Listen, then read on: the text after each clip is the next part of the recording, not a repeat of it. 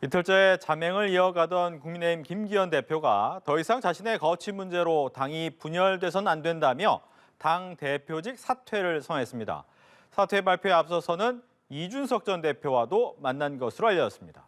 정치권 소식 윤주진 퍼블리커스 대표, 강성필 더불어민주당 국민소통위원회 부위원장 두 분과 이야기 나눠보겠습니다. 안녕하십니까? 네, 어서 오십시오. 먼저 이 김기현 대표의 당 대표직 사퇴 얘기를 좀 먼저 해보겠습니다. 먼저 어떻게 보셨습니까? 뭐 어느 정도의 좀 시간이 좀 필요했을 거라고는 봤습니다. 왜냐하면 단순히 그러니까 장제원 의원 같은 경우는 단순히 본인의 의지에 따라서 출마를 하냐 안 하냐를 결정할 수 있지만 실은 당 대표이기 때문에 나머지 좀 정리할 것들도 있고 또 그 후의 거취에 대해서 어느 정도는 당 내부의 의견을 수렴하고 또 당 지도부와의 상의도 거쳐야 됐을 것이기 때문에 그런 점에서 봤을 때는 대통령 순방이 끝나기 전에 결정을 내렸다는 점에서는 훨씬 더 이제 부담을 좀 줄였다고 볼 수 있고요.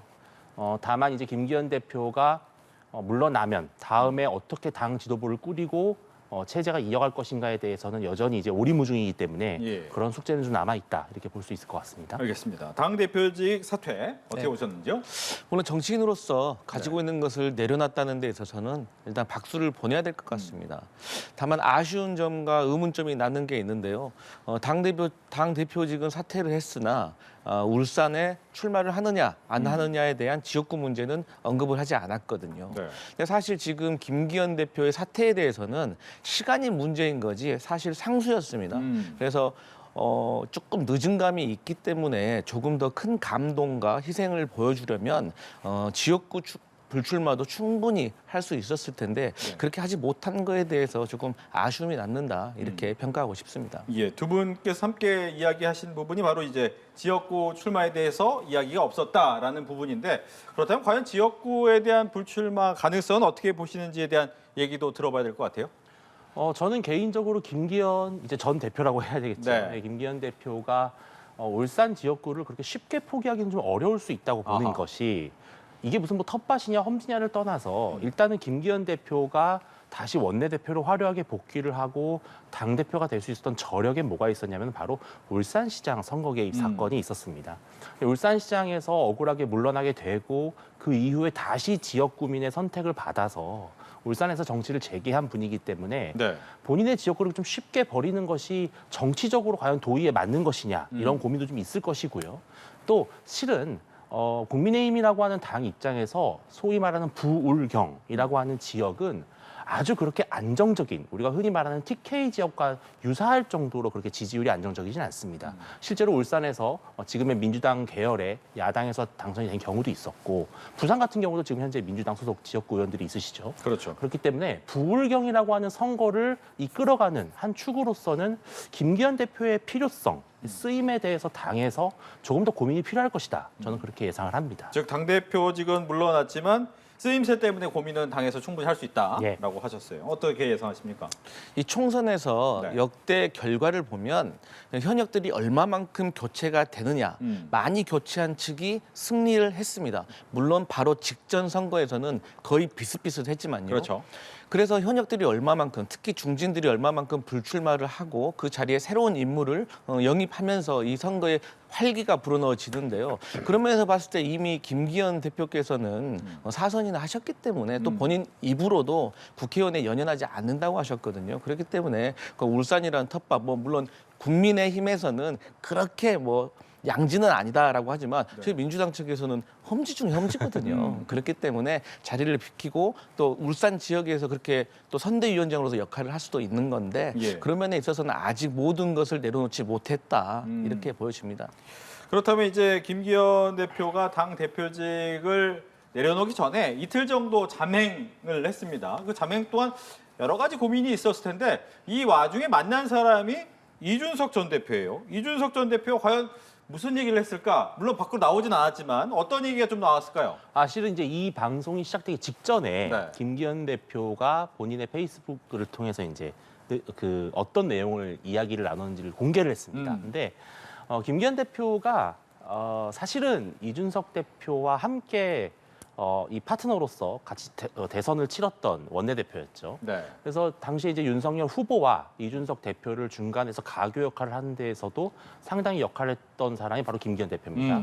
저는 그런 점에서 김기현 대표가 당 대표직을 물러나기 전에 본인이 해놓고 가야 할 마지막 숙제가 뭐냐? 바로 이준석 대표에게 우리 당을 이렇게 좀 걱정하고 있다. 또 실은 제가 추측컨대는 윤석열 대통령도 매우 우려하고 있다라는 의견을 아마 전언을 하지 않았을까 그렇게 좀 추측을 해봅니다. 약간의 만류가 있었을 거다. 그렇게 또 김기현 대표가 본인이 밝혔습니다. 네, 네. 예, 자신은 만남 내내 신당에 대한 걱정을 토로했다. 네. 알겠습니다. 이준석 전 대표가 말씀하신 것처럼 또 직전에 김기현 대표처럼 약간의 내용을 좀 공개를 했습니다. 그 내용을 들어보면 원래 만나기로 되어 있었다고 해요. 그 이유는 본인이 어쨌든 당을 떠나기 전에 네. 전 그 대표로서 그리고 현재 대표에게 자신의 거취에 대해서 조금 말을 하는 게 예의라고 생각을 했다고 합니다. 그래서 본인의 거취에 대해서 얘기를 하려고 만났는데 오히려 김기현 대표의 속사정에 대해서 많이 듣는 시간이었다. 그래서 본인이 조금 많이 위로했다는 식으로 얘기를 하더라고요. 예. 근데 말씀하신 것처럼 공식적으로는 김기현 대표 입장에서는 자맹을 하는 동안에 마지막으로 내가 대표로 사퇴하기 전에 당을 위해서 여당을 위해서 이준석 대표를 한번 다시 포용을 하려고 하는 시도로 그렇게 느껴지고 있습니다. 예. 그러면 이제 혁신위에서 내놓은 혁신안 중에 하나가 뭐 중진이어야 되고 지도부여야 되고 친윤의 핵심 멤버들이 좀 용퇴를 해야 된다. 즉 불출마를 하거나 험지 출마를 해라 이런 얘기를 했는데 일단 첫 번째 스타트는 장제원 의원이 끊어줬고 다음은 김기현 대표가 끊었는데 그 다음 타자는 누가 됩니까?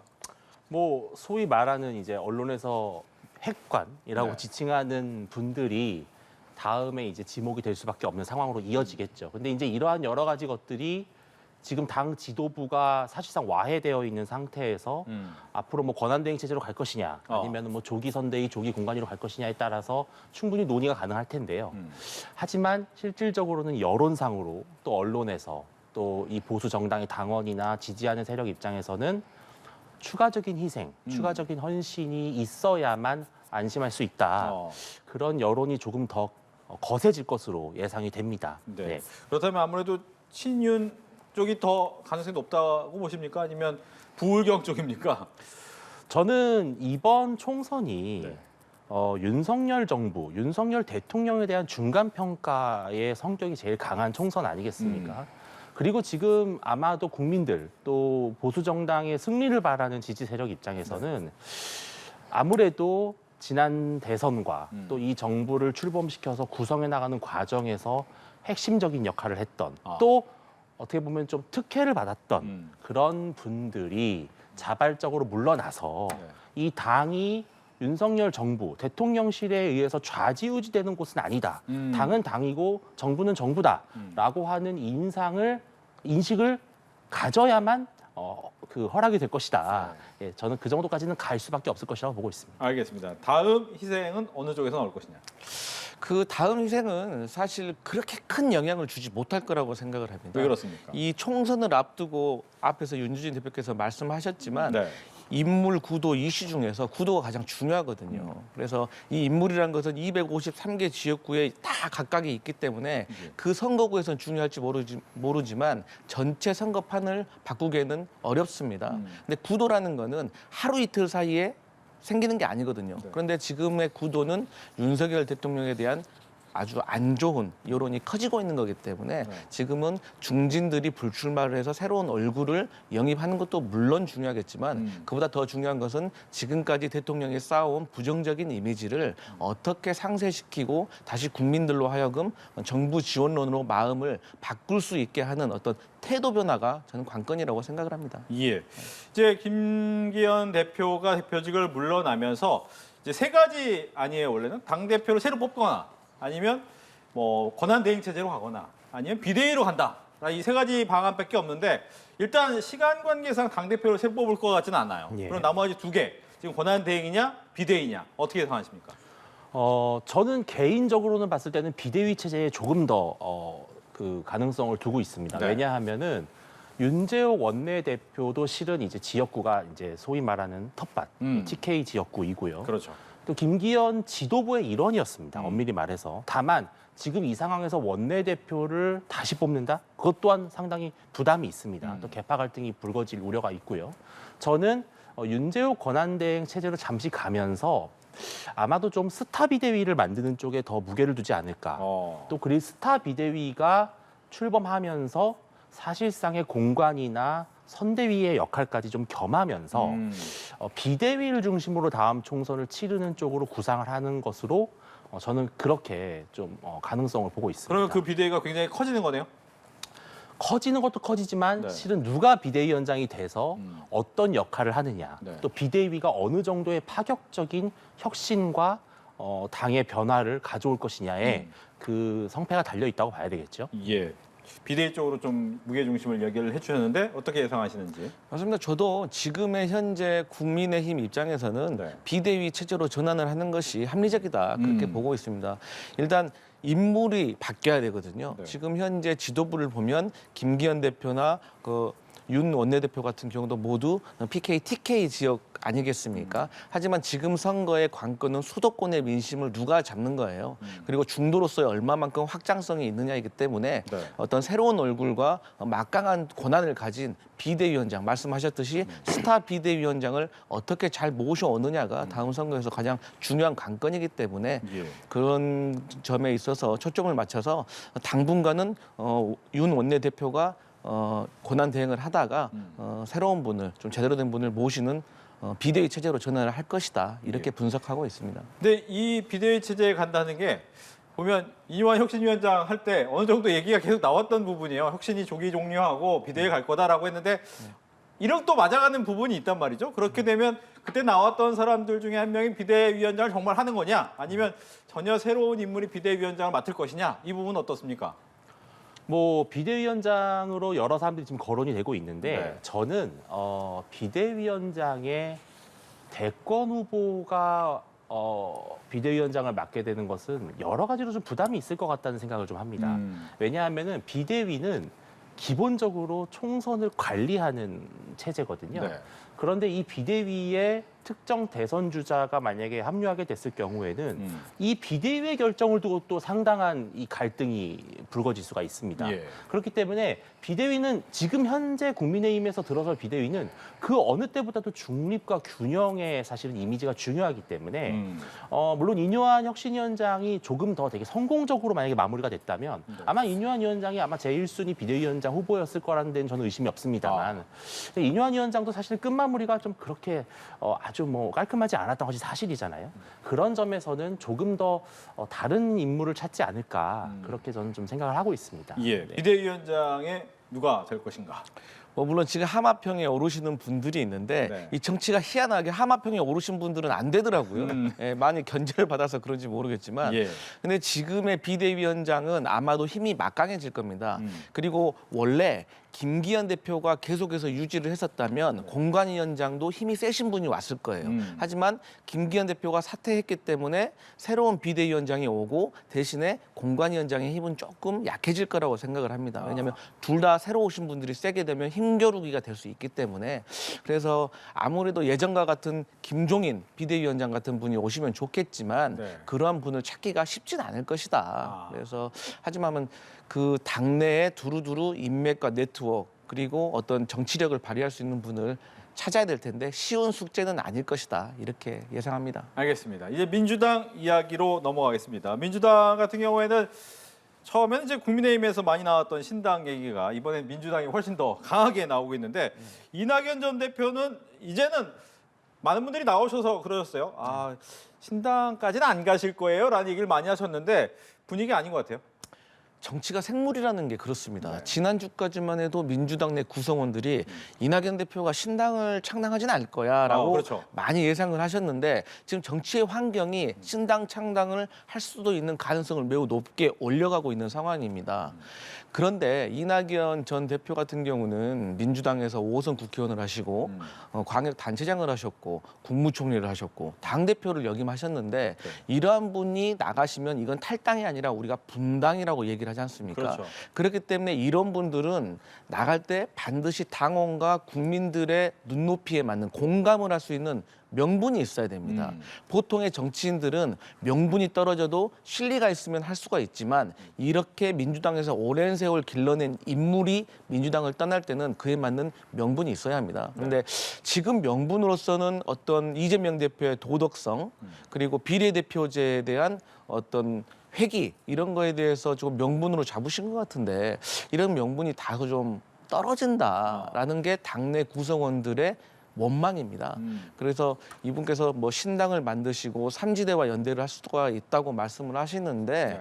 뭐 물론 과거에 우리가 바른미래당 사례를 보면 뭐 개혁적 보수와 합리적 진보가 합쳐서 중도 실용까지 이렇게 아우를 수 있는 삼정당을 얘기를 했었는데 이미 네. 실패로 드러났거든요. 어허. 그 이유가 여러 가지가 있겠습니다만 지지 기반이 약했다는 것도 있습니다.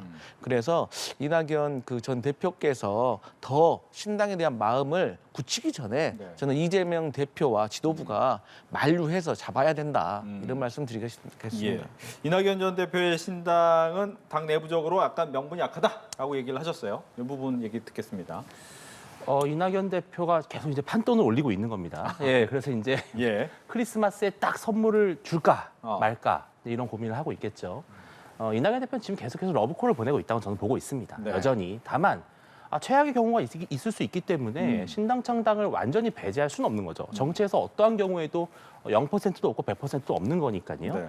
나 좀 제발 말려줘. 이런 이제 메시지를 보내고 있는 것인데 저는 사실 선거구 획정이나 이제 선거제와도 사실 좀 관련이 많이 있다고 생각을 합니다. 예를 들어서 연동형 비례제로 지난번과 비슷한 선거를 치르게 됐을 경우에는 오히려 신당 창당이 더 유리한 포석이 될 수 있고요. 네.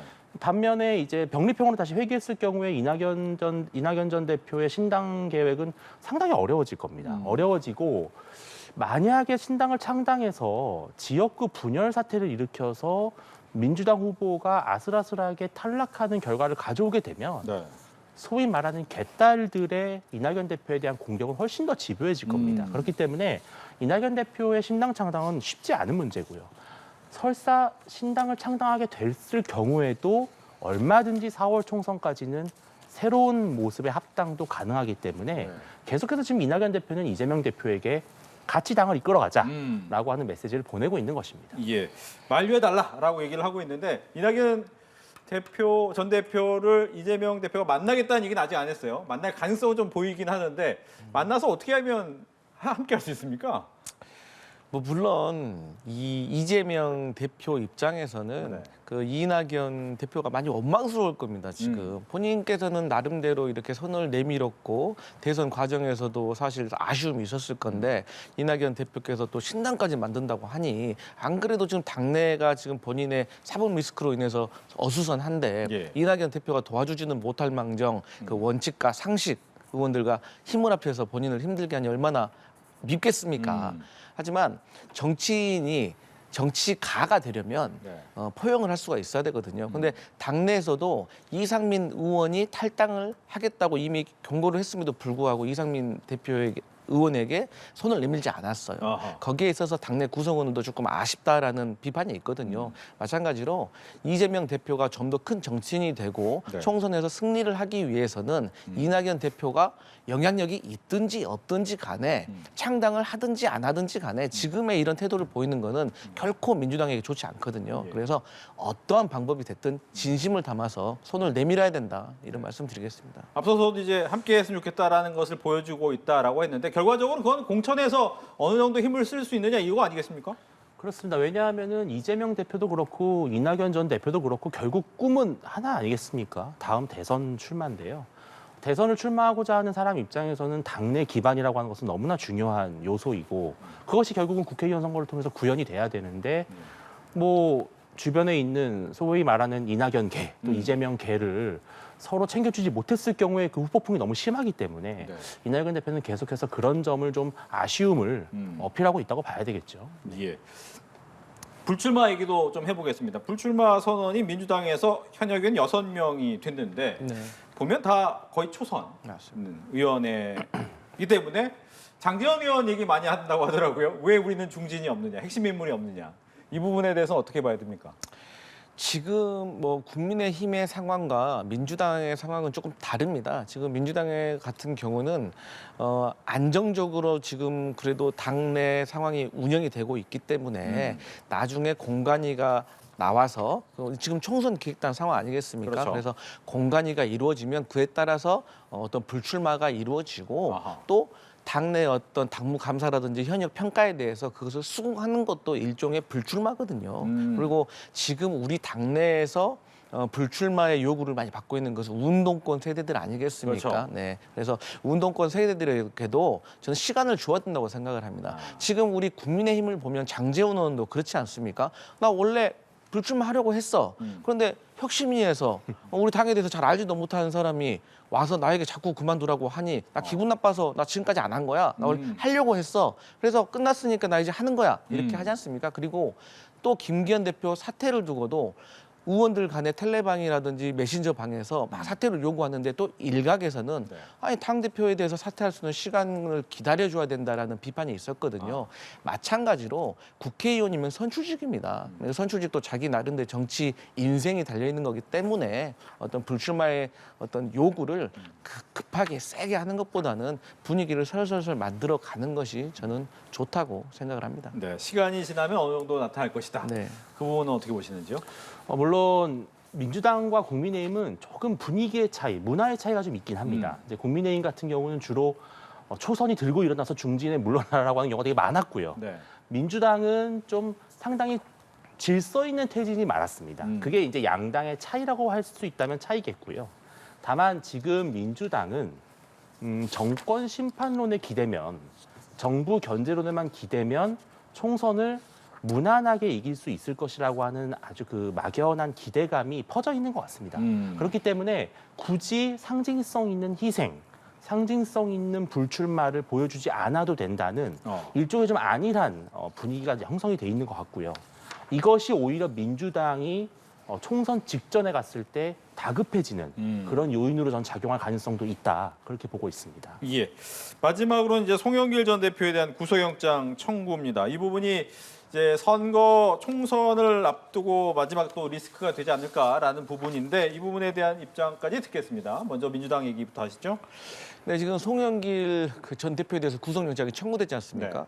그리고 우리가 구속영장이 이제 실질심사에서 인용되느냐 기각되느냐의 가장 관건은 첫 번째가 증거인멸, 두 번째가 도주 우려, 세 번째가 혐의의 중대성인데 네. 사실 뭐 송영길 전 대표가 도망갈 리는 없지 않습니까? 그리고 혐의의 중대성은 법정을 가서 뭐 다투어야 될 문제인데 그래서 결국은 재판부에서 증거인멸의 우려에 대해서 어떻게 판단을 내리느냐에 달렸다고 저는 봐요. 그런데 이미 송 전 대표와 관련자들이 구속이 되어 있는 상태이고 또 송 전 대표도 적극적으로 어필을 하고 있는 상태입니다. 네. 다만 송 전 대표 측의 입장은 검찰의 수사가 너무 정치적이다. 특수부 수사 같다. 왜 원래 본질이었던 수사에서 전선이 펼쳐져서 별건 수사라고 계속 주장을 하고 있거든요. 네. 그래서 이러한 주장에 대해서 재판부가 보통 혐의를 인정하면 모르지만 혐의를 계속 거부하고 있는 사람들에게는 법적 방어권을 보장하기 위해서 영장 실질심사에서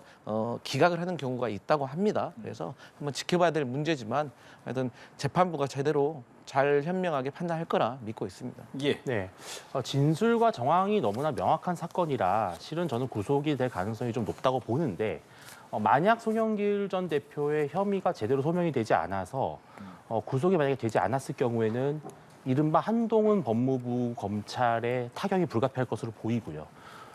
반대로 민주당도 송영길 전 대표가 구속을 피했을 경우에 네. 당내 어떤 혼란도 전 더 세지지 않을까, 그렇게 보고 있습니다. 알겠습니다. 이렇게 해서 정치권 이슈 두 분과 함께 이야기 나눠봤습니다. 오늘 이야기 잘 들었습니다. 고맙습니다.